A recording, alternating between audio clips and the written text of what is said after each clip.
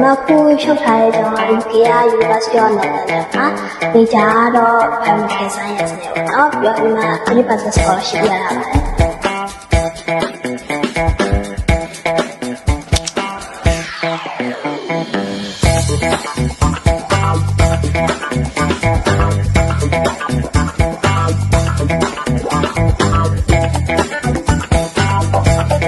ဟုတ်ပါ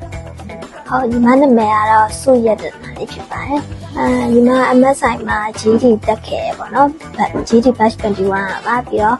IELTS ကိုလည်းတက်ခဲ့ပါတယ်ဒီမှာခုရှောက်ထားတဲ့အကြောင်းက Ikea University of London မှာ major တော့ Biomedical Science နဲ့ပေါ့နော်ပြီးတော့ဒီမှာ 3% scholarship ရတာပါတယ်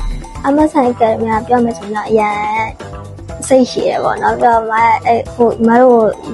လောလောပဲကောက်စလာမချင်လို့ဆိုလဲတော့ဗာမင်းလေးကိုတိကျချဖြေပြီးတယ်ပြီးတော့ကျောင်းအတန်းနေတက်တာလေးစားပြီးကျောင်းလျှောက်တဲ့အထိအဲ့လို service ပိုင်းနေတဲ့ကုန်စင်ပြီးတယ်ပေါ့နော်မဖြူဆိုရင်လည်း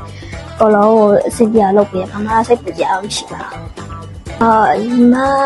ကိုလုံးကို oversee သွားမဲ့ခီးစင်ချလို့ဒီမှာအစဆုံးဒီမှာပဲလုပ်ခဲ့ရဆိုတော့လေ